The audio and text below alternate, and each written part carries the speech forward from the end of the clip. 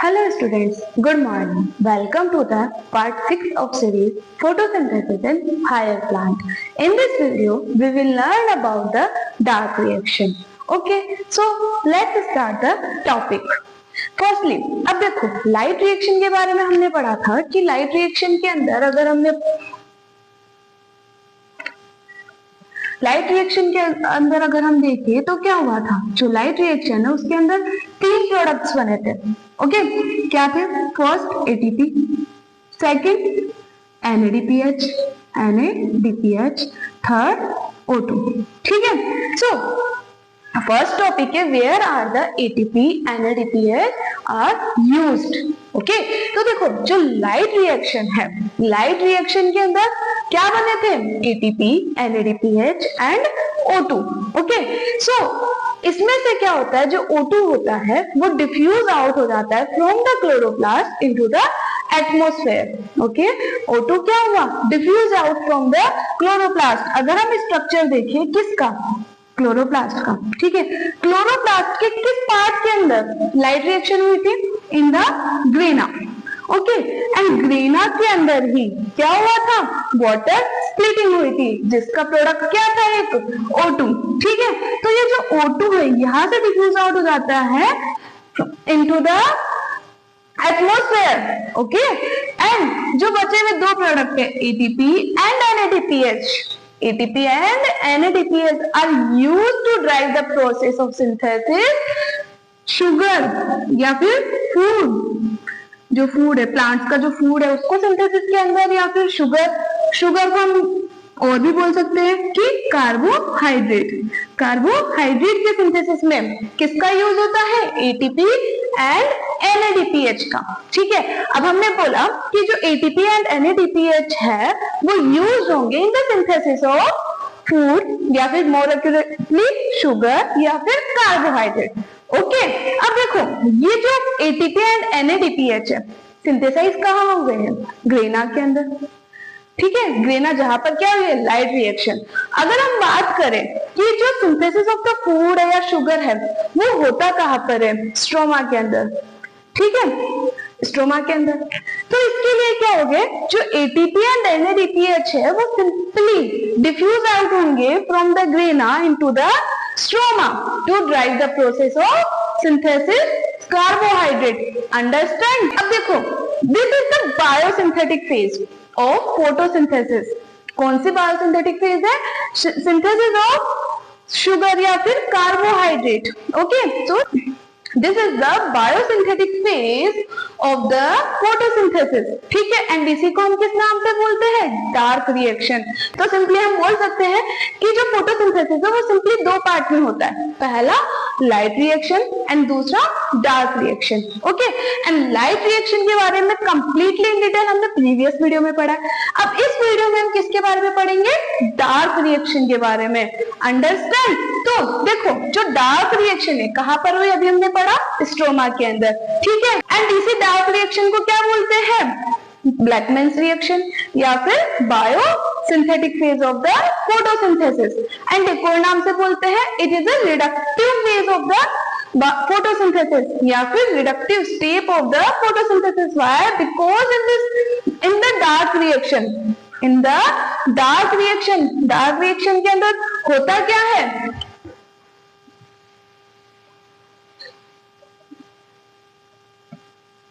अगर हम बात करें डार्क रिएक्शन की, ठीक है, तो जो डार्क रिएक्शन है उसके अंदर क्या होता है? जो CO2 होता है वो रिड्यूस होता है किसके अंदर? Into the carbohydrate C6H12O6. इसीलिए जो डार्क रिएक्शन है उसको क्या बोलते हैं? Reductive step of the photosynthesis. वैसे जैसे हमने लाइट रिएक्शन को क्या बोला था? Oxidative step of the photosynthesis. Understand? अब देखो जो डार्क रिएक्शन है operate in the different photosynthetic organism through the 3 different way. ठीक है, होगी हर फोटोसिंथेटिक ऑर्गेनिज्म में. ठीक है, but in the 3 different ways. First क्या है? C3 cycle. सेकंड क्या है? C4 cycle. एंड थर्ड क्या है? केम पाथवे या फिर C3 pathway, C4 pathway and came pathway. Okay, so firstly C3 pathway. अब देखो जो C3 पाथवे है उसको एक और नाम से जानते हैं केल्विन साइकिल। हुआ है बिकॉज जो C3 पाथवे है उसकी डिस्कवरी एक साइंटिस्ट थे मेल्विन केल्विन उन्होंने की थी। ठीक है, तो उन्हीं के नाम से इसका एक और नाम है क्या, केल्विन साइकिल। अब देखो Calvin and his coworkers worked out the whole pathway, जो complete pathway C3 pathway worked out on the whole pathway and shows that C3 pathway is an cyclic. C3 pathway क्या है, एक cyclic pathway है। Okay, and in this pathway RUBP is regenerated. Okay, अभी ये जो RUBP regenerated है वो क्यों होता है, ये RUBP का क्या है, ये भी हम आगे पढ़ेंगे। ओके, अब जो केल्विन है, अब उन्होंने कैसे इसकी डिस्कवरी की कि साइक्लिक पाथवे है एंड इसके अंदर क्या क्या फॉर्म होता है एंड इसका जो एंड प्रोडक्ट है वो क्या है। ठीक है, अब इसकी डिस्कवरी उन्होंने कैसे की थी, जो केल्विन साइंटिस्ट थे उन्होंने क्या किया था, use the radio isotope of the carbon, जो कार्बन है, use the radio isotope of carbon 14। Okay, to discover कि what is synthesized in this pathway, okay, is what is synthesized in this pathway and what is the end product of this pathway, okay, या फिर बोले तो to understand the whole pathway Kelvin used the radioisotope of carbon 14, okay, and when Kelvin used the carbon 14 he saw that कि first intermediate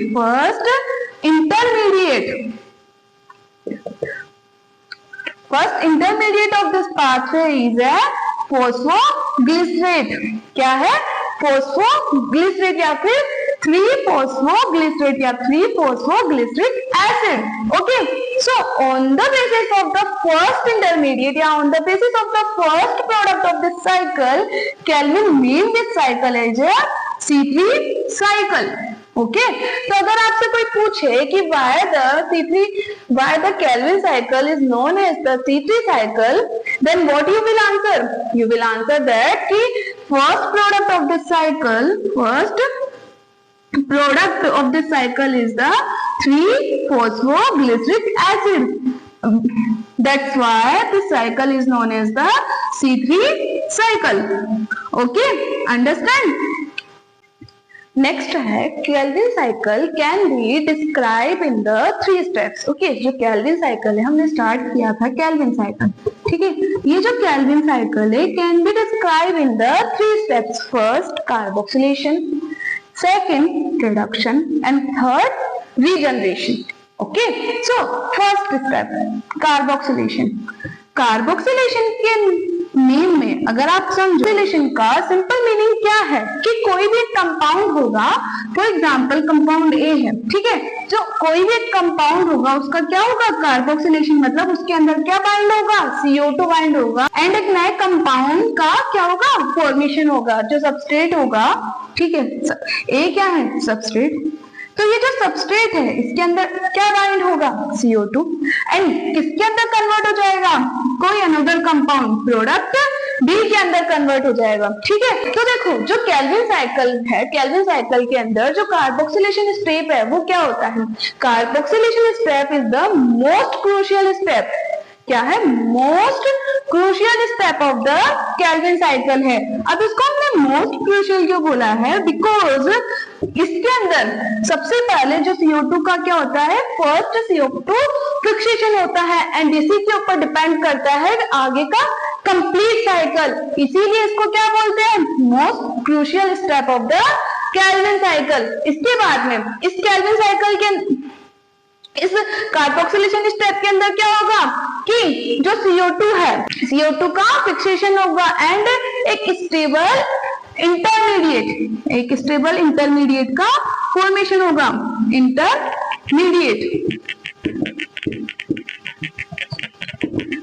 एक stable intermediate का formation होगा। ठीक है, अब देखो यहाँ पर जो CO2 का फिक्सेशन हो रहा है, अब यहाँ पर जो CO2 का फिक्सेशन हो रहा है किसके अंदर, कोई कंपाउंड ए के अंदर जो सबस्ट्रेट की तरह बिहेव करेगा, वो क्या है, RUBP, राइबुलोज बिसफॉस्फेट। क्या है, राइबुलोज बिसफॉस्फेट। ठीक है, RUBP के अंदर किसका फिक्सेशन होता है, CO2 का फिक्सेशन होता है। एंड जो RUBP है वो किसके अंदर कन्वर्ट हो जाता है, 3-फॉस्फोग्लिसरिक एसिड के अंदर। ठीक है, अब देखो जो RUBP है वो एक 5 कार्बन कंपाउंड है। ठीक है, RUBP क्या है, एक 5 कार्बन कंपाउंड है एंड CO2 1 कार्बन। अब यहाँ पर ये जो 3PGA है वो कितने कार्बन कंपाउंड है, 3 कार्बन कंपाउंड है। ठीक है, तो यहाँ पर 3PGA के कितने मॉलिक्यूल का फॉर्मेशन होगा, 2 मॉलिक्यूल्स का फॉर्मेशन होगा, या फिर बोलो तो पर RUBP how many molecules of 3PGA will synthesize, 2 molecules of 3PGA will synthesize, understand। अब देखो ये जो रिएक्शन है इसके अंदर एक एंजाइम पार्टिसिपेट करता है, या फिर बोलो तो this reaction will catalyze due to an enzyme which is known as the Rubisco। ठीक है, Rubisco की फुल फॉर्म क्या है, ribulose bisphosphate carboxylase oxygenase, understand. अब देखो ये जो रुबिस्को एंजाइम है, क्या ये जो रुबिस्को एंजाइम है इसके क्या फीचर्स है, इसके बारे में हम पढ़े तो देखो जो रुबिस्को एंजाइम है उसकी फुल फॉर्म क्या है, ribulose bisphosphate carboxylase oxygenase. Okay, अब इसके नाम में 2 वर्ड आते हैं, कार्बोक्सिलेज एंड ऑक्सीजनेज। ठीक है, क्या है, कार्बोक्सिलेज और ऑक्सीजनेज। ठीक है, तो ये जो एंजाइम है रुबिस्को एंजाइम, ये 2 प्रॉपर्टी शो करता है, पहली कार्बोक्सिलेशन की, ठीक है, एंड सेकंड ऑक्सीजनेशन की। मतलब ये CO2 एंड O2 दोनों से क्या करता है, बाइंड करता है एंड उनको किसी अनदर कंपाउंड के अंदर ऐड करता है। लाइक यहाँ पर जो C3 पाथवे है उसके अंदर रुबिस्को ने क्या किया कि राइबुलोज बिसफॉस्फेट RUBP से CO2 को बाइंड किया एंड फॉर्मेशन किया 3PGA का। ओके, वैसे ही ये ऑक्सीजनेज की भी प्रॉपर्टी शो करता है एंड RUBP से मैनी टाइम्स किसको बाइंड करता है, O2 को बाइंड करता है एंड अनदर कंपाउंड का फॉर्मेशन करता है, नॉट 3PGA, कोई अनदर कंपाउंड का फॉर्मेशन करता है। अब देखो हमने बात करी कि CO2 एंड O2 दोनों क्या करते हैं, रुबिस्को से बाइंड करते हैं। ठीक है, मतलब कार्बोक्सिलेशन और ऑक्सीजनेशन दोनों की क्या कर रहा है, प्रॉपर्टी शो करता है। कार्बोक्सिलेशन एंड ऑक्सीजनेशन दोनों की क्या कर रहा है, प्रॉपर्टी शो करता है, दोनों से क्या करता है, बाइंड करता है। तो अब कैसे डिफाइन होगा, अगर कोई एक मीडियम है जिसके अंदर CO2 भी प्रेजेंट है, O2 भी प्रेजेंट है। ओके, तो ये किससे बाइंड करेगा कि हाउ वी विल डिफाइन कि in this medium where CO2 and O2 both is present। ठीक है, तो इसके अंदर क्या है, सिंपली जिसकी कंसंट्रेशन ज्यादा होगी CO2 एंड O2 में से जिसकी कंसंट्रेशन ज्यादा होगी, रुबिस्को क्या करेगा, उस मॉलिक्यूल से बाइंड करेगा एंड उसको किससे बाइंड करा देगा, RUBP से बाइंड कराएगा। ठीक है, अब देखो जो रुबिस्को एंजाइम उसकी एक और प्रॉपर्टी है कि वो CO2 से हाई बाइंडिंग अफिनिटी शो करता है कंपेयर टू द O2। मतलब है कि अगर CO2 एंड O2 की जो कंसंट्रेशन है किसी मीडियम में इक्वल है, या फिर जो हम प्लांट सेल की बात कर रहे हैं, यहाँ पर प्लांट सेल के अंदर क्लोरोप्लास्ट के अंदर CO2 एंड O2 दोनों की कंसंट्रेशन क्या है, इक्वल है, देन एट द टाइम जो रुबिस्को एंजाइम होगा वो किससे बाइंड करेगा, CO2 से बाइंड करेगा एंड CO2 से बाइंड करके RUBP का क्या करवाएगा, कार्बोक्सिलेशन करवाएगा। ओके, बट अगर जो क्लोरोप्लास्ट है उसके अंदर O2 की कंसंट्रेशन ज्यादा है, ठीक है, तो वो क्या करेगा, अपनी ऑक्सीजनेशन प्रॉपर्टी को शो करेगा, ऑक्सीजनेशन प्रॉपर्टी को शो करके RUBP का क्या करवाएगा, ऑक्सीजनेशन, नॉट द कार्बोक्सिलेशन। तो कोई अनदर कंपाउंड क्या होगा, फॉर्म होगा, not the 3PGA, understand. And rubisco enzyme क्या है, most abundant protein on the earth है। जो रुबिस्को है वो क्या है, most abundant protein on earth है। Why, because it is present in all the photosynthesis organism. ठीक है, जो केल्विन साइकिल है ना वो in all the photosynthesis organisms present होता है, चाहे उसके अंदर C4 पाथवे हो या फिर कैम पाथवे, ठीक है, कोई सा भी उसके अंदर पाथवे हो, बट उसके अंदर क्या प्रेजेंट होगा, C3 पाथवे जरूर प्रेजेंट होगा। तो इसीलिए जो जिसको एंजाइम है वो क्या है, most abundant protein on earth है।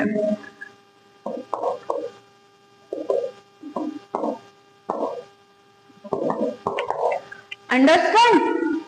अब उसके बाद में देखो जो कार्बोक्सिलेशन है उसके अंदर क्या हुआ, आरयूबीपी का कार्बोक्सिलेशन हुआ, ठीक है, 3PGA के अंदर कन्वर्ट हुआ। अब देखो इस रिएक्शन का एक और इंटरमीडिएट होता है, ये जो आरयूबीपी CO2 से बाइंड करके 3PGA बना रहा है, यहाँ पर इसका एक और इंटरमीडिएट होता है। वो इंटरमीडिएट क्या है, इधर हम लिखे जो आरयूबीपी है प्लस CO2, ठीक है, फर्स्टली ये किसके अंदर कन्वर्ट होते हैं, 2 कार्बोक्सी 3 कीटो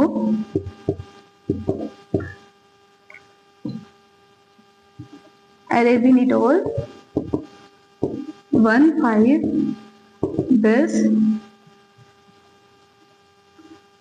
फॉस्फेट, ठीक है, 1,5 bis फॉस्फेट। उसके बाद में ये किसके अंदर कन्वर्ट होते हैं, 3PGA के अंदर, 3-फॉस्फोग्लिसरिक एसिड के अंदर।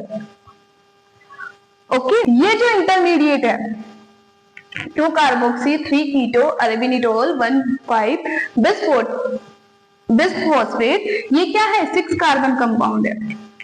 ओके, नेक्स्ट है रिडक्शन।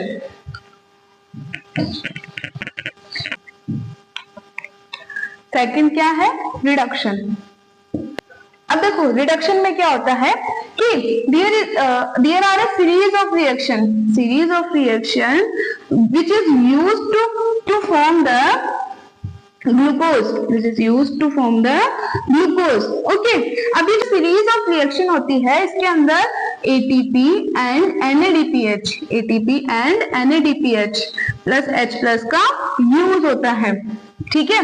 तो अब देखो यहाँ पर सिंपली NADPH H+ और ATP का यूज हो रहा है। NADPH H+ का अगर यूज होगा तो NADPH किसके अंदर कन्वर्ट हो जाएगा, NADP के अंदर कन्वर्ट होगा, NADP+ के अंदर, ठीक है। तो होगा क्या, कोई और कंपाउंड होगा जिसका ये रिडक्शन करेगा, ओके, तभी तो ये किसके अंदर कन्वर्ट हो रहा है, NADP+ के अंदर। तो यहाँ पर किसका रिडक्शन होता है, जो कार्बोक्सिलेशन स्टेप था उसका क्या प्रोडक्ट बना था, 3PGA, ठीक है। Okay student, just take a screenshot of this for your notes, okay, and write down in your notebook। अब देखो ये जो रिडक्शन स्टेप है इसके अंदर क्या होता है, जो कार्बोक्सिलेशन स्टेप का प्रोडक्ट क्या था, 3PGA 3-फॉस्फोग्लिसरिक एसिड या 3-फॉस्फोग्लिसरेट, ये किसके अंदर कन्वर्ट होता है, 3PGAl, जो कि क्या है, ट्रायोस फॉस्फेट।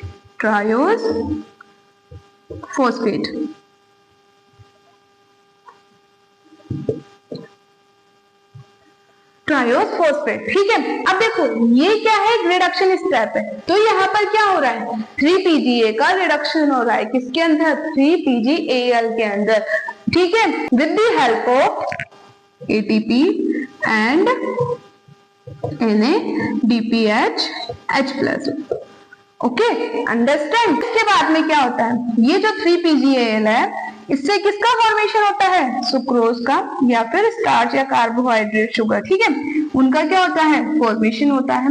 उसी के साथ में ये जो 3PGAl है ये रीजनरेट होता है किसके अंदर, RUBP के अंदर, ठीक है, वो क्या है, नेक्स्ट स्टेप है, कौन सा, रीजनरेशन, ओके। अब देखो नेक्स्ट स्टेप क्या है, रीजनरेशन।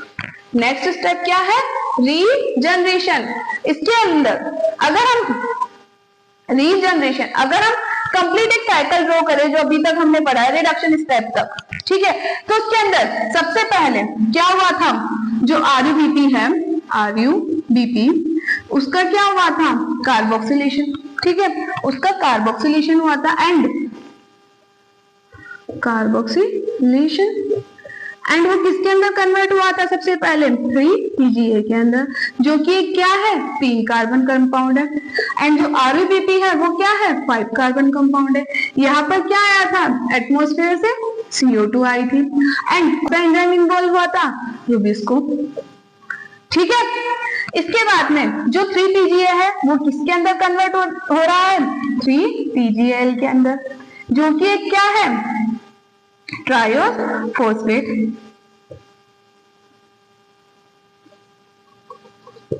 एंड ये जो स्टेप है ये कौन सा स्टेप है रिडक्शन। कौन सा स्टेप है रिडक्शन। ठीक है, एंड इसी स्टेप के अंदर क्या हो रहा है 2 ATP एंड 2 NADPH H+ किसके अंदर कन्वर्ट हो रहे हैं 2 NADPH H+। किसके अंदर कन्वर्ट हो रहे हैं 2 ADP प्लस 2 NADP प्लस के अंदर। ओके, एंड उसी के साथ में जो ट्रायोस फॉस्फेट होता है ये किसके अंदर कन्वर्ट हो जाता है लेटर ऑन ग्लूकोज के अंदर या फिर स्टार्च के अंदर। ठीक है, ग्लूकोज है स्टार्च। एंड अब लास्ट स्टेप क्या है जो केल्विन साइकिल है उसका थर्ड स्टेप क्या है रीजनरेशन। रीजनरेशन के अंदर क्या होगा ये जो 3-PGAL है अगेन किसके अंदर कन्वर्ट हो जाएगा RUBP के अंदर। यहाँ पर क्या होगा रीजनरेशन। ठीक है, रीजनरेशन होगा एंड 3-PGAL किसके अंदर कन्वर्ट होगा RUBP के अंदर। अब देखो ये जो RUBP है 5 कार्बन कंपाउंड है एंड यहाँ पर क्या है CO2। ठीक है, अब टोटल यहाँ पर कितने कार्बन हो गए 6 कार्बन। ठीक है, टोटल कितने कार्बन हुए 6 कार्बन। अब देखो जो फर्स्ट स्टेप का प्रोडक्ट था 3-PGA वो कितने कार्बन कंपाउंड है 3 कार्बन कंपाउंड है। तो यहाँ पर 3-PGA के कितने मॉलिक्यूल फॉर्म होंगे 2 मॉलिक्यूल्स। ओके, इसके बाद में जो 3-PGAL है उसके भी कितने मॉलिक्यूल्स का फॉर्मेशन होगा 2 मॉलिक्यूल्स का फॉर्मेशन होगा। ठीक है, अब यहाँ पर ये जो दोनों मॉलिक्यूल है 2 मॉलिक्यूल ऑफ 3-PGAL में से क्या होगा एक कार्बन तो किसके अंदर यूज हो जाएगा in the synthesis of glucose. Remaining कितने कार्बन बचेंगे 2 मॉलिक्यूल के मिलाकर 5 कार्बन। उन्हीं 5 कार्बन से किसका रीजनरेशन होगा RUBP का। एंड जो रीजनरेशन की स्टेप है इसके अंदर अगेन क्या यूज होता है 1 ATP। ATP किसके अंदर कन्वर्ट हो जाता है ADP के अंदर। अब इसके बाद में देखो ये क्या है कंप्लीट केल्विन साइकिल जो कि कहां पर हो रही है in the stroma of chloroplast. समझ में आया कंप्लीट केल्विन साइकिल। अब ये जो साइकिल है इसका एक जस्ट स्क्रीनशॉट ले लो फॉर योर नोट्स। ठीक है, साइकिल को अपने नोट में राइट डाउन कर लेना। ये यहाँ पर क्या है 2 मॉलिक्यूल्स है। ठीक है, 2 मॉलिक्यूल्स ऑफ 3-PGA। ओके, अब देखो जो हमने केल्विन साइकिल के 2 स्टेप्स पढ़े थे रिडक्शन एंड रीजनरेशन उसके ये नोट्स है। Just take an screenshot for your notes. Okay, अब नेक्स्ट है how much amount of energy या फिर how much ATP and NADPH is used in the fixation of 1 CO2 molecule. Okay, so first अगर हम बात करें first step क्या था केल्विन साइकिल का कार्बोक्सिलेशन। ठीक है, कार्बोक्सिलेशन स्टेप के अंदर हमने कहीं पर भी ATP एंड NADPH का यूज नहीं किया था। जो कार्बोक्सिलेशन स्टेप है उसके अंदर क्या था कि जो RUBP था वो किसके अंदर कन्वर्ट हुआ था सिंपली 3-PGA के अंदर with the help of Rubisco enzyme. ठीक है, यहाँ पर किसी का भी यूज नहीं था ना तो ATP ना NADPH। तो यहाँ पर क्या है 0 ATP एंड 0 NADPH। ओके, अब नेक्स्ट स्टेप क्या था रिडक्शन। रिडक्शन स्टेप के अंदर हम देखे तो हमने क्या देखा जो 3-PGA है उससे क्या बना था 3-PGA या फिर ट्रायोस फॉस्फेट। ठीक है, एंड उसके आगे किसका फॉर्मेशन हुआ था ग्लूकोज का या स्टार्च मतलब इन द एंड शुगर का फॉर्मेशन हुआ था फूड का फॉर्मेशन। ठीक है, तब देखो जो for the reduction of 1 CO2 molecule यहाँ पर क्या है CO2 मॉलिक्यूल का रिडक्शन हो रहा है इन द एंड किसके अंदर ग्लूकोज एंड स्टार्च के अंदर। कितने ATP एंड कितने NADPH का यूज किया था हमने 2 ATP and 2 NADPH। 2 ATP and 2 NADPH का यूज हुआ था। ठीक है, तो यहाँ पर क्या लिखेंगे, 2 ATP and 2 NADPH। ओके, जो रिडक्शन स्टेप है उसके अंदर हमने यही पढ़ा था ना कि 3PGA जो है वो किसके अंदर कन्वर्ट होता है, 3PGL के अंदर। एंड यहाँ पर किसका फॉर्मेशन होता है, आगे ग्लूकोज एंड स्टार्च का। एंड उसके बाद में नेक्स्ट स्टेप क्या था, रीजनरेशन। ठीक है, एंड यहाँ पर जो CO2 है वो किसके अंदर रिड्यूस हो रहा है, जो रिडक्शन स्टेप है उसके अंदर ग्लूकोज या स्टार्च के अंदर। ठीक है, तो बोल सकते हैं simply for the reduction of 1 CO2 molecule 2 ATP and 2 NADPH is used. Third step क्या है, रीजनरेशन। अब देखो रीजनरेशन स्टेप के अंदर क्या था, जो 3PGL या ट्रायोस फॉस्फेट है वो किसके अंदर कन्वर्ट हुआ था, अगेन RUDP के अंदर। एंड यहाँ पर क्या यूज हुआ था, 1 ATP जो है वो किसके अंदर कन्वर्ट हुआ था, 1 ADP के अंदर।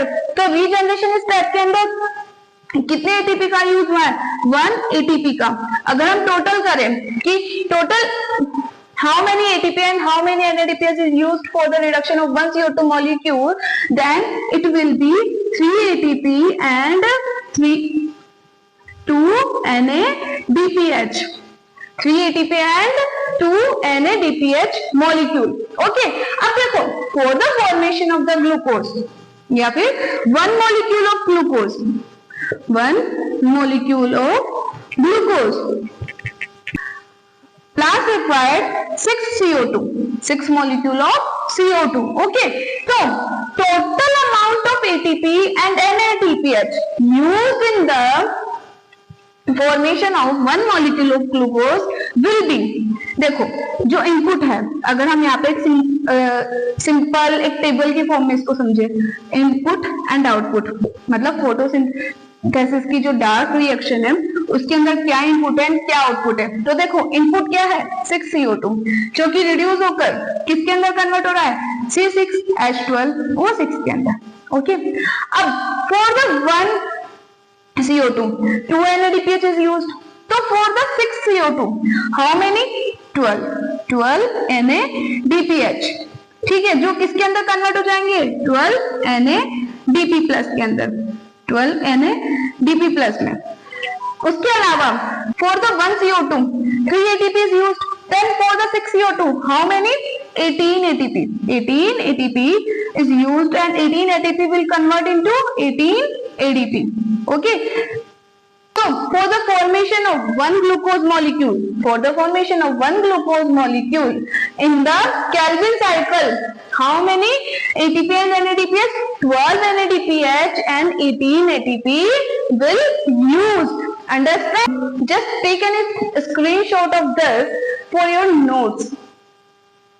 अभी हमने क्या पढ़ा कि जो C4 प्लांट है are twice as efficient as C3 plant, okay, for the fixation of CO2 in the same amount of CO2।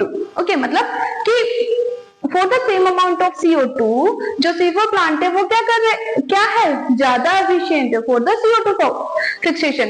ठीक है, अब इसमें क्या है, इसका रीजन क्या है, because in the C4 plant in mesophyll cells जो रुबिस्को एंजाइम होता है वो क्या होता है, एब्सेंट होता है। रुबिस्को एंजाइम क्या है, एब्सेंट है। किसके अंदर प्रेजेंट है Rubisco enzyme, only in the bundle sheath sales में प्रेजेंट है।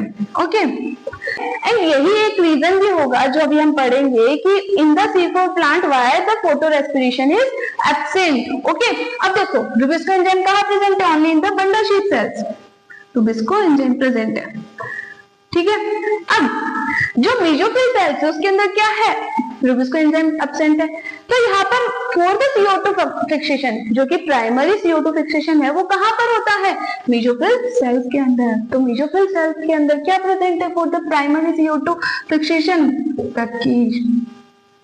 PEP carboxylase enzyme, PEP carboxylase enzyme क्या है, प्रेजेंट है इन the mesophyll sales. Okay, and in the bundle sheath sales क्या होता है, सेकेंड टाइम CO2 फिक्सेशन होता है।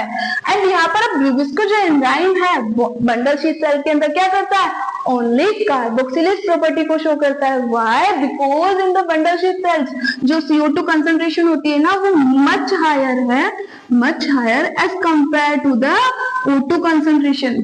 CO2 कंसंट्रेशन क्या है, much higher as compared to the CO2 concentration. Okay, that's the reason कि जो रुबिस्को एंजाइम होगा वो अपनी कौन सी प्रॉपर्टी को शो करेगा, कार्बोक्सिलेज प्रॉपर्टी को शो करेगा, not the oxygenation property.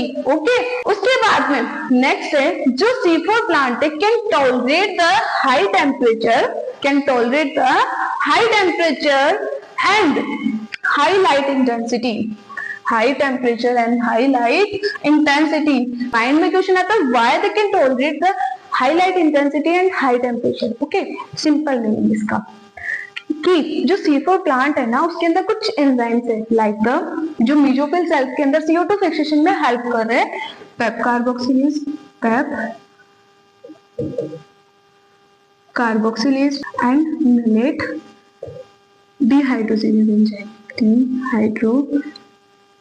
Enzymes. Okay, जो प्रेप कार्बोक्सिलेज और मेलेट डिहाइड्रोजिनेज एंजाइम्स है जो कि कहां पर प्रेजेंट है, मेसोफिल सेल्स के अंदर प्रेजेंट होते हैं, वो एक्टिवेट होते हैं on the high temperature. Okay, अब इनके एक्टिवेशन के पीछे रीजन क्या है कि in the high light intensity जो प्रेप कार्बोक्सिलेज होता है उसका क्या होता है, रिडक्शन हो जाता है, एंजाइम का रिडक्शन हो जाता है, वो एक अलग प्रोसेस है. ठीक है, इसकी वजह से क्या होता है, पेप कार्बोक्सिलेज एक्टिवेट होता है ऑन द हाई लाइट, ठीक है, या फिर हाई टेम्परेचर.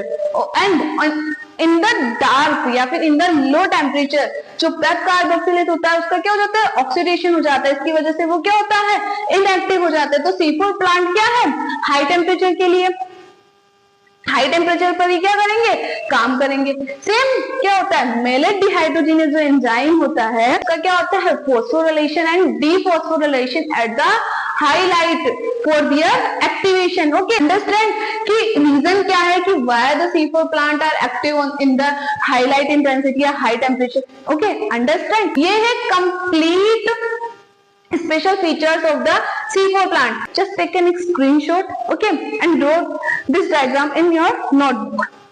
अब उसके बाद में नेक्स्ट है C4 साइकिल के स्टेप्स. ओके, अब देखो अगर हम C4 पाथवे को समझे तो C4 पाथवे में भी क्या होगा, 3 स्टेप्स प्रेजेंट होते हैं. फर्स्ट क्या होता है, कार्बोक्सिलेशन या फिर first CO2 fixation in the mesophyll sales. उसके बाद में सेकंड क्या होता है, डीकार्बोक्सिलेशन. एंड थर्ड स्टेप क्या होता है, रीजनरेशन. फर्स्ट स्टेप क्या है, कार्बोक्सिलेशन C4 पाथवे को. अब देखो जो C4 पाथवे है उसमें कार्बोक्सिलेशन जो है वो कौन से सेल्स के अंदर होता है, मेसोफिल सेल्स के अंदर. एंड इन सेल्स के अंदर अब देखो जो कार्बोक्सिलेशन है, कार्बोक्सिलेशन स्टेप के अंदर क्या होता है कि कौन से सेल्स के अंदर प्रेजेंट है, मेसोफिल सेल्स के अंदर प्रेजेंट है. ओके, मेसोफिल सेल्स के अंदर सबसे पहले जो फॉस्फोइनोल पाइरुवेट है जो कि क्या एक प्राइमरी CO2 एक्सेप्टर जो कि क्या करता है, CO2 को एक्सेप्ट करता है. अब जो एटमॉस्फेयर से CO2 होती है जैसे वो मेसोफिल सेल्स के अंदर आती है वो सबसे पहले किसके अंदर कन्वर्ट होती है, कार्बोनेट के अंदर, बाइकार्बोनेट आयंस के अंदर, बाइकार्बोनेट के अंदर कन्वर्ट होती है. एंड ये जो बाइकार्बोनेट है ये किसके अंदर पार्टिसिपेट करते हैं, in the carboxylation step. And यहाँ पर कौन सा एंजाइम इन्वॉल्व होता है, पेप कार्बोक्सिलेज. ठीक है, फॉस्फोइनोल पाइरुवेट कार्बोक्सिलेज एंजाइम या फिर बोले तो पेप्टेज. ठीक है, एंड जो फॉस्फोइनोल पाइरुवेट होता है वो किसके अंदर कन्वर्ट हो जाता है, ऑक्सैलो एसिटिक एसिड के अंदर कन्वर्ट होता है. एंड ये जो CO2 है जो बाइकार्बोनेट के अंदर कन्वर्ट हो रही है इसके अंदर कौन सा एंजाइम हेल्प करता है, कार्बोनिक एनहाइड्रेज. कौन सा enzyme, carbonic anhydrase enzyme help करता है. अब देखो ये जो ऑक्सैलो एसिटिक एसिड है ये इमीडिएट बाय इटसेल्फ, ठीक है, जैसे ही फॉस्फोइनोल पाइरुवेट से ऑक्सैलो एसिटिक एसिड का फॉर्मेशन हुआ बाय इटसेल्फ ये मेसोफिल सेल्स के अंदर किसके अंदर कन्वर्ट हो जाता है, मेलेट के अंदर या फिर एस्पार्टेट के अंदर, या फिर बोले तो मेलिक एसिड या एस्पार्टिक एसिड के अंदर कन्वर्ट हो जाता है, मेलेट या एस्पार्टेट के अंदर कन्वर्ट होता है. अब ये जो मेलेट और एस्पार्टेट के अंदर कन्वर्ट होता है उस स्टेप के अंदर एक NADPH यूज होता है, एक NADPH यूज होता है, और NADPH जो है वो किसके अंदर कन्वर्ट होता है, NADP के अंदर कन्वर्ट हो जाता है। और यहाँ पर जो एंजाइम यूज होता है वो कौन सा है, मेलेट डिहाइड्रोजिनेज। कौन सा एंजाइम है, मेलेट डिहाइड्रोजिनेज, ठीक है, मेलेट डिहाइड्रोजिनेज। अब ये जो मेलेट और एस्पार्टेट है ये कौन से सेल्स के अंदर प्रेजेंट है, इन द मेसोफिल सेल्स। ये जितनी भी रिएक्शन हुई है ये कहां पर हुई है, मेसोफिल सेल्स के अंदर।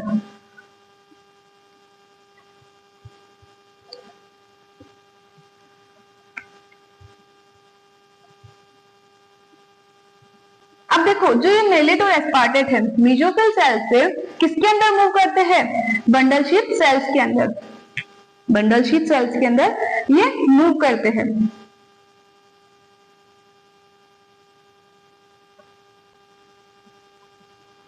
बंडल शीथ सेल्स के अंदर मूव करते हैं through the plasmodesmata connections. Okay, अब यहाँ पर क्या आ गया, मेलेट या एस्पार्टेट। अब ये कौन सी सेल्स है, बंडल शीथ सेल्स। अंडरस्टैंड, ये क्या है, फर्स्ट स्टेप जो ये कार्बोक्सिलेशन की है, ये क्या है, first step of the C4 pathway, ठीक है। अब उसके बाद में सेकंड स्टेप क्या है, डीकार्बोक्सिलेशन, ठीक है। ये जो डीकार्बोक्सिलेशन स्टेप है ये कौन सी सेल्स के अंदर होता है, बंडल शीथ सेल्स के अंदर। सेकंड स्टेप कौन सा है, डीकार्बोक्सिलेशन, ठीक है, डीकार्बोक्सिलेशन कौन सी सेल्स में होगा, बंडल शीथ सेल्स के अंदर। बंडल शीथ सेल्स के अंदर जो मेलेट होता है वो किसके अंदर कन्वर्ट होता है, पायरूवेट के अंदर, ठीक है। एंड यहां से क्या रिमेन हो जाता है, CO2। एंड ये जो CO2 है ये बंडल शीथ सेल्स के अंदर किस साइकिल में एंटर करता है, केल्विन साइकिल, केल्विन साइकिल के अंदर, या फिर C3 साइकिल बोलो तो, C3 साइकिल के अंदर। जब मेलेट पायरूवेट के अंदर कन्वर्ट होता है एट द सेम टाइम जो 1 NADP प्लस मॉलिक्यूल है वो किसके अंदर कन्वर्ट होता है, NADPH के अंदर, ठीक है। 1 मॉलिक्यूल किसके अंदर कन्वर्ट हो रहा है, NADP प्लस का, NADPH के अंदर कन्वर्ट हो रहा है। एंड यहाँ पर कौन सा एंजाइम आता है, मेलिक एंजाइम। कौन सा एंजाइम, मेलिक एंजाइम। नेक्स्ट देखो C4 पाथवे, ओके, यहाँ पर क्या है, C3 पाथवे कंप्लीट होता है। एंड जो C3 पाथवे का थर्ड स्टेप था रीजनरेशन, उसके ये नोट्स है, ठीक है। सो यहाँ से उसको राइट डाउन कर लेना।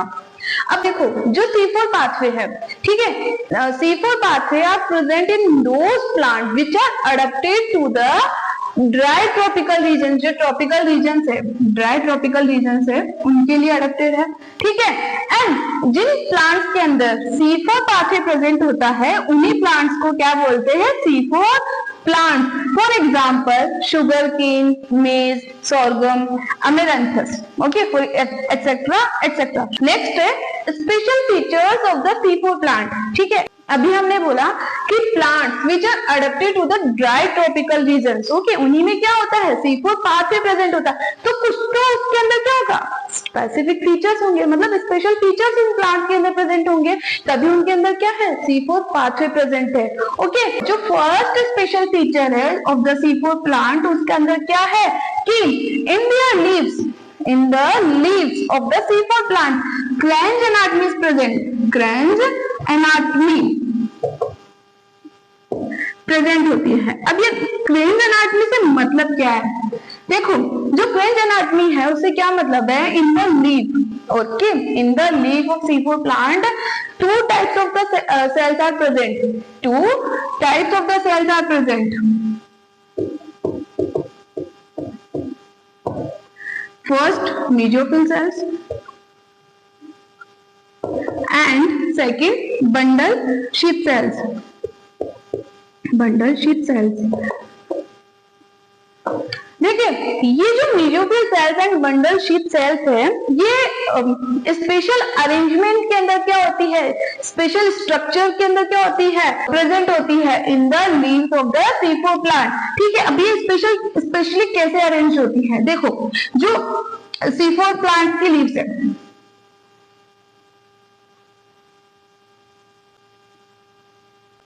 इसकी जो लीव्स की अपर एपिडर्मिस होती है, ये सबसे बाहर वाली लेयर क्या होती है, एपिडर्मिस, एंड जो अपर साइड में प्रेजेंट होती है उसको क्या बोलते हैं, एडैक्सियल एपिडर्मिस।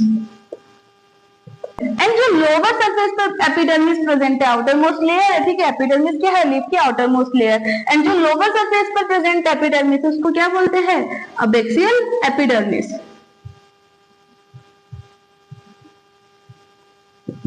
ठीक है, इसी के साथ में ये जो C4 प्लांट्स होते हैं इनकी अपर सरफेस पर स्टोमाटा ना होकर क्या होते हैं, लोअर सरफेस मतलब लोअर एपिडर्मिस में क्या प्रेजेंट होते हैं, स्टोमाटा प्रेजेंट होते हैं। Why? Due to reduce the loss of water from the plants. Okay, जो वाटर लॉस है फ्रॉम द प्लांट्स उसको रिड्यूस करने के लिए क्या होता है, जो स्टोमेटा होते हैं वो कहाँ प्रेजेंट होते हैं, on the lower epidermis. Okay, उसके बाद में यहाँ पर क्या है, दो टाइप की सेल्स है, mesophyll cells and bundle sheath sales. अब देखो जो एपिडर्मिस है उसके जस्ट नीचे क्या होती है, मेसोफिल सेल्स प्रेजेंट होती है। अब मेसोफिल सेल्स भी क्या होती है, दो टाइप की होती है। जो मेसोफिल सेल्स है वो क्या होती है, दो टाइप की होती है।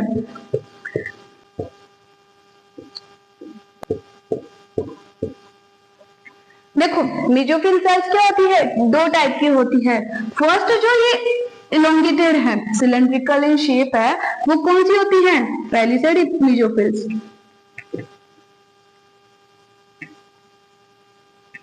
एंड ये जो राउंड सर्कल में मेसोफिल सेल्स है ये कौन सी होती है, स्पॉन्जी मेसोफिल सेल्स।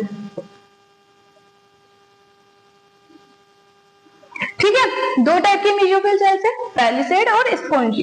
अब उसके बाद में इसके अंदर क्या होता है, जो बंडल शीथ सेल्स होती है वो around the vascular bundle present होती है। बंडल शीथ सेल्स कहाँ प्रेजेंट होती है, अराउंड द वेस्कुलर बंडल। ठीक है, ये सेंटर में क्या है, vascular bundle. Okay, vascular bundle में बोथ जाइलम एंड फ्लोएम। अगर एक सिंपल डायग्राम ये है,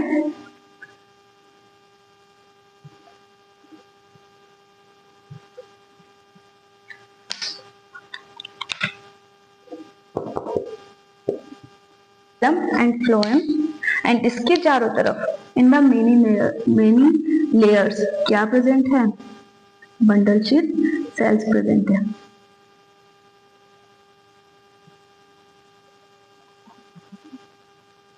क्या सिंपली हम एक और डायग्राम इधर बनाए, ये क्या है, एक वेस्कुलर बंडल है, इनर पार्ट क्या है वेस्कुलर बंडल का, जाइलम एंड आउटर फ्लोएम। ठीक है, उसके चारों तरफ इन द मेनी लेयर्स क्या प्रेजेंट है, बंडल शीथ सेल्स प्रेजेंट है। ओके, ये कौन सी सेल्स है,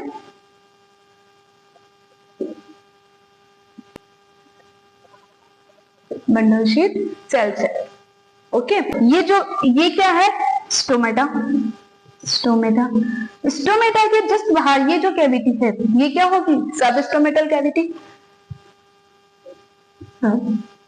स्टोमेटल कैविटी। एंड ये जो मेसोफिल सेल्स है, कौन सी, स्पॉन्जी मेसोफिल सेल्स, उनके सेंटर में ये जो कैविटी प्रेजेंट है इसको क्या बोलते हैं, air cavity. Air cavity. Okay, समझ में आया, कंप्लीट फ्रेंच एनाटॉमी से मतलब क्या है, जो C4 प्लांट्स में प्रेजेंट है। अब देखो ये जो मेसोफिल सेल्स है एंड जो बंडल शीथ सेल्स है इसके अंदर क्या प्रेजेंट होगा, क्लोरोप्लास्ट भी तो प्रेजेंट होगा। ठीक है, यहाँ पर क्या प्रेजेंट है, chloroplast in every cell.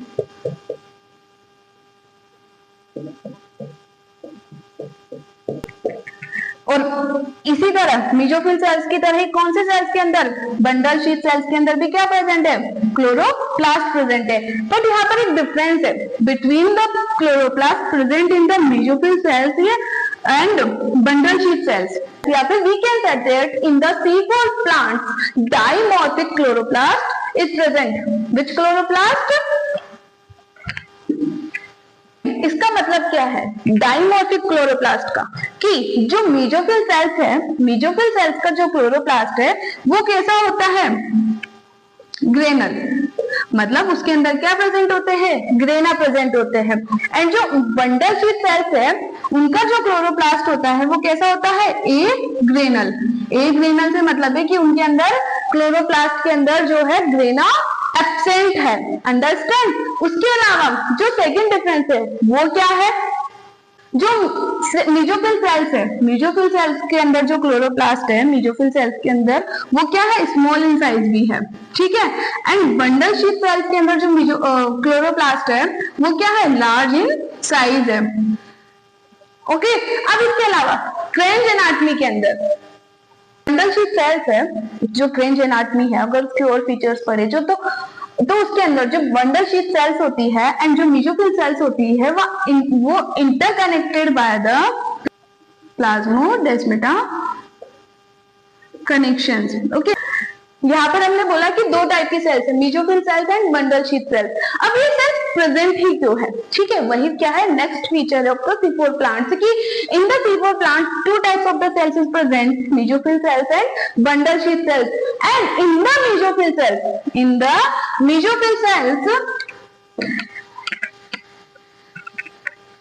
Rubisco enzyme is absent. जो रूबिस्को एंजाइम होता है मेसोफिल सेल्स के अंदर वो क्या होता है, एब्सेंट होता है एंड प्रेजेंट होता है कहां पर, रूबिस्को एब्सेंट है, यहाँ पर प्रेजेंट कहां पर होता है, इन the bundle sheath sales. Bundle sheath sales के पास में ये क्या होता है, प्रेजेंट होता है रूबिस्को, ठीक है, प्रेजेंट होता है। यही रीजन है कि जो C4 प्लांट होते हैं ना उसके अंदर फोटो रेस्पिरेशन की जो प्रॉपर्टी है वो एब्सेंट होती है। फोटो रेस्पिरेशन का मतलब क्या होता है कि रूबिस्को एंजाइम के हमने दो बोला था, ड्वेल नेचर का है। जो रूबिस्को एंजाइम क्या है, ड्वेल नेचर का है, वो कार्बोक्सिलेशन भी करता है, ऑक्सीजनेशन भी करता है ऑफ द RUBP, ठीक है, depending on the concentration of the CO2 and O2, okay, available in the chloroplast. अब देखो यहाँ पर हमने बोला कि जो मेसोफिल सेल्स है उसके अंदर क्या है, रूबिस्को एब्सेंट है, ओके। एंड जो बंडल शीथ सेल्स है उसके अंदर क्या होता है, रूबिस्को प्रेजेंट होता है। इसके साथ में एक स्पेशल फीचर है कि जो मेसोफिल सेल्स होती है ना वहां पर क्या होती है, फर्स्ट CO2 फिक्सेशन होता है। क्या होता है, फर्स्ट CO2 फिक्सेशन। यहाँ पर बोल सकते हैं C4 पाथवे में दो बार क्या होता है, CO2 का फिक्सेशन होता है। एक तो बंडल शीथ सेल्स के अंदर होगा एंड एक मेसोफिल सेल्स के अंदर होगा। जो मेसोफिल सेल्स है ना, ठीक है, मेसोफिल सेल्स के अंदर क्या है, फर्स्ट CO2 फिक्सेशन होगा एंड उसके लिए यहाँ पर एक एंजाइम प्रेजेंट होता है, वो है पैप कार्बोक्सिलेज, ठीक है, पैप कार्बोक्सिलेज, जो कि इनएक्टिव होता है टुवर्ड्स द O2, ठीक है। तो मेसोफिल सेल्स के अंदर कितना भी O2 प्रेजेंट हो, पैप कार्बोक्सिलेज का काम क्या है, वो सिंपली क्या करेगा, CO2 को फिक्स करेगा, ओके। उसके बाद में बंडल शीथ सेल्स के अंदर क्या होता है, रूबिस्को एंजाइम प्रेजेंट होता है। Then we can say that कि C4 plant are twice as efficient as C3 plant for the fixation of CO2, okay, as compared to the C3 plant, and lose half as much water as C3 plant for the fixation of same amount of the CO2. Understand? Just take an screenshot of this notes for the topic special features of C4 plant and features of the Kranz anatomy. And इसका जो diagram है हमने पहले draw किया था उसका आपने screenshot लिया था, तो जस्ट आफ्टर दिस, ठीक है, वो डायग्राम ड्रॉ करना है, ओके। आफ्टर डीकार्बोक्सिलेशन किसका फॉर्मेशन हुआ, पायरुवेट का फॉर्मेशन हुआ। ये जो पायरुवेट है ये थ्रू द प्लाज्मोडेस्माटा कनेक्शन कहां से कहां, बंडल शीथ सेल से मेसोफिल सेल्स के अंदर ट्रांसफर होता है, ठीक है। अभी जो ट्रांसफर हो रहा है चाहे वो मिलेट हो या फिर पायरुवेट हो, from the mesophyll cells to the bundle sheath cells या फिर बंडल शीथ सेल्स से मेसोफिल सेल्स की तरफ थ्रू द प्लाज्मोडेस्माटा कनेक्शन, ये कौन सा, सिंपल डिफिजन प्रोसेस के थ्रू ट्रांसफर होता है, अंडरस्टैंड। अब इसके बाद में थर्ड स्टेप आता है रीजनरेशन। थर्ड स्टेप क्या है, रीजनरेशन। अब देखो रीजनरेशन स्टेप जो है वो is necessary, regeneration step is very necessary for the continuation of the cycle. चाहे वो C3 साइकिल में हमने पढ़ा था रीजनरेशन या फिर C4 साइकिल में हम पढ़े रीजनरेशन, ठीक है। ये क्या है, रीजनरेशन स्टेप जो है वो नेसेसरी है, why, for the continuation of the cycle, why, because in the regeneration जो प्राइमरी CO2 एक्सेप्टर मॉलिक्यूल होता है वो रीजनरेट होता है, ओके। अब देखो रीजनरेशन स्टेप में क्या होगा, जो पायरुवेट है वो किसके अंदर, फोस्फोइनोल पायरुवेट के अंदर कन्वर्ट हो जाएगा। अभी जो कन्वर्जन होगा पायरुवेट का फोस्फोइनोल पायरुवेट में, एट द टाइम जो 1 एटीपी मॉलिक्यूल है वो किसके अंदर कन्वर्ट होता है, 1 ATP molecule will convert into the AMP and 2 inorganic phosphate, 2 inorganic phosphate। Okay, अब यहाँ पर क्या होगा, ये जो 2 इनऑर्गेनिक फॉस्फेट है वो तो किसके अंदर, पायरुवेट को फोस्फोराइज करने के अंदर, इन द फोस्फोइनोल पायरुवेट के अंदर यूज आ जाएंगे। ठीक है, एंड ये जो 1 AMP मॉलिक्यूल है, 1 AMP जो मॉलिक्यूल है वो न्यूट्रोफिल सेल्स के अंदर जो एटीपी प्रेजेंट होगा उसके साथ में कंबाइन होकर, उसके साथ में कंबाइन होकर क्या करेगा, 2 ADP का फॉर्मेशन करेगा। ठीक है, with the help of an enzyme adenylate kinase, with the help of an enzyme adenylate kinase, adenylate kinase enzyme। Okay, and यहाँ पर ये क्या होगा, continuous regeneration of the phosphoenol pyruvate होता रहेगा।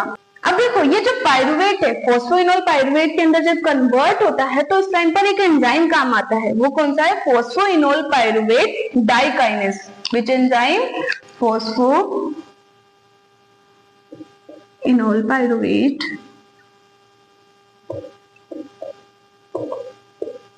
डाइकाइनेज। अब इसके नाम में ना डाइकाइनेज है। ठीक है, जहां पर भी किसी भी एंजाइम के नाम के अंदर काइनेज वर्ड यूज होता है, मतलब है कि वो एंजाइम सबस्ट्रेट का फॉस्फोराइलेशन करेगा। ठीक है, एंड अब अगर यहाँ पर डाइकाइनेज वर्ड यूज हो रहा है, क्या, डाइकाइनेज मतलब है कि यहाँ पर 2 इनऑर्गेनिक फॉस्फेट यूज होंगे। सिंपल काइनेज यूज होता है नाम के अंदर, तो क्या है, सिंपल एक इनऑर्गेनिक फॉस्फेट यूज होता है, बट यहाँ पर क्या है, डाइकाइनेज वर्ड यूज हुआ है, तो यहाँ पर क्या होते हैं, 2 इनऑर्गेनिक फॉस्फेट रिक्वायर्ड होते हैं। ठीक है, for the conversion of pyruvate into the phosphoenol pyruvate. अब उसके बाद में जो फोस्फोइनोल पायरुवेट है, फोस्फोइनोल जो पायरुवेट है वो कितने कार्बन कंपाउंड है, 3 कार्बन कंपाउंड। ठीक है, यहाँ पर एक CO2 का फिक्सेशन हुआ एंड एक 4 कार्बन कंपाउंड ऑक्जेलो एसिटिक एसिड का फॉर्मेशन होता है। जो ऑक्जेलो एसिटिक एसिड है वो क्या है, 4 कार्बन कंपाउंड है। अगेन जो मेलेट है वो भी क्या है, 4 कार्बन कंपाउंड। जो मेलेट यहाँ पर ट्रांसफर हुआ है वो भी क्या होगा, 4 कार्बन कंपाउंड। यहाँ पे जब मेलेट पायरुवेट के अंदर कन्वर्ट हो रहा है तो पायरुवेट अगेन क्या है, 3 कार्बन कंपाउंड। ओके, तो इस C4 पाथवे का नाम C4 पाथवे क्यों रखा था, because the product of primary CO2 fixation. ठीक है, जो प्राइमरी CO2 फिक्सेशन का प्रोडक्ट है वो क्या है, इज ए 4 कार्बन कंपाउंड। जो क्या है, ऑक्जेलो एसिटिक एसिड है, is a 4 carbon compound. That's the reason कि this cycle is known as the C4 cycle. Okay, understand. C3 cycle का नाम हमने C3 साइकिल क्यों रखा था, क्योंकि उसका जो फर्स्ट प्रोडक्ट था CO2 फिक्सेशन के बाद में, जो फर्स्ट प्रोडक्ट था वो क्या था, 3 कार्बन मॉलिक्यूल, क्या, 3-फॉस्फोग्लिसरिक एसिड। ठीक है, यहाँ पर क्या है, 4 कार्बन ऑक्जेलो एसिटिक एसिड, तो इसलिए इसका नाम क्या रखा, C4 साइकिल। Okay, understand. अब उसके बाद में नेक्स्ट है कि how much amount of energy is used in the fixation of 1 CO2 molecule into the C4 pathway. ठीक है, या फिर बोले तो how much amount of ATP and NADPH is used in the fixation of 1 CO2 molecule in the C4 pathway. तो देखो, सबसे पहले C3 साइकिल के अंदर कितने amount of ATP and NADPH use होंगे यहाँ पर केल्विन साइकिल के अंदर, ये हम ऑलरेडी डिस्कस कर चुके। अगर हम बात करें इस वाले साइकिल के अंदर, देखो सबसे पहले जो फोस्फोइनोल पायरुवेट ऑक्जेलो एसिटिक एसिड के अंदर कन्वर्ट हो रहा है, no ATP no NADPH is used. ऑक्जेलो acetic acid malate के अंदर कन्वर्ट होता है तो 1 NADPH इज यूज्ड, 1 NADPH। ठीक है, उसके बाद में अब ये जो मेलेट है ये बंडल शीट सेल्स के अंदर पायरुवेट के अंदर कन्वर्ट होता है, तो अगेन 1 NADPH का क्या होगा, फॉर्मेशन होगा। मतलब ओवरऑल NADPH यूज नहीं हुआ, उसका मतलब क्या है कि जितना NADPH यूज हुआ था उतना ही NADPH क्या हो गया, वापस फॉर्मेशन हो गया, ठीक है। अब उसके बाद में नेक्स्ट पायरुवेट, फॉस्फोइनोल पायरुवेट के अंदर कन्वर्ट हो रहा है इन द मेसोफिल सेल। तो क्या होता है, 2 एटीपी का यूज होता है। 2 एटीपी का यूज कैसे हो रहा है, एक तो एटीपी है जो कि एएमपी में कन्वर्ट हो रहा है, ठीक है। एक और एटीपी यहाँ पर यूज होता है इस एएमपी को एडीपी के अंदर कन्वर्ट करने के लिए, मोनोफॉस्फेट को डाइफॉस्फेट के अंदर कन्वर्ट करने के लिए, ठीक है। इसलिए ओवरऑल कितने एटीपी का यूज हुआ, 2 एटीपी का। तो हम बोल सकते हैं कि in the C4 pathway for the fixation of 1 CO2 molecule 2 extra ATP will used, okay. मतलब इन ओवरऑल अगर हम बात करते, अगर हमने बात करी थी किसकी, C3 साइकिल की, C3 साइकिल के अंदर जितने NADPH यूज हुए थे 12 NADPH, ठीक है, उतनी ही याद पर रहेंगे C4। C3 साइकिल के अंदर एटीपी कितने यूज हुए थे, 18 एटीपी, ठीक है। अब यहाँ पर हमें पर CO2 2 extra ATP will also used, ठीक है। तो यहाँ पर हम 12 एक्स्ट्रा ऐड करेंगे, ठीक है। तो टोटल कितने एटीपी यूज हो रहे हैं C4 पाथवे के अंदर for the formation of 1 molecule of sugar या कार्बोहाइड्रेट, 30 एटीपी एंड 12 NADPH, या फिर बोले तो for the fixation of 1 CO2 molecule कितने NADPH, 2 NADPH, एंड कितने ATP, 5 ATP will used, okay, understand? Okay, just take the screenshot of this notes for the mechanism of C4 pathway, ठीक है। First carboxylation, second decarboxylation step, okay. This is the written notes of the topic regeneration of the C4 pathway, last step, and energetics of the C4 pathway कि C4 pathway में कहाँ कौन कौन से step में कितनी एनर्जी, मतलब how much amount of ATP and NADPH is used, okay. So take a screenshot of this for the notes of the regeneration and energetics of the C4 pathway, okay. Thank you for watching this video. I hope you will understand the complete topic of dark reaction, C3 and C4 pathway. And if you have any query, you can ask me in the comment section. I will reply you. Thank you for watching. Bye bye.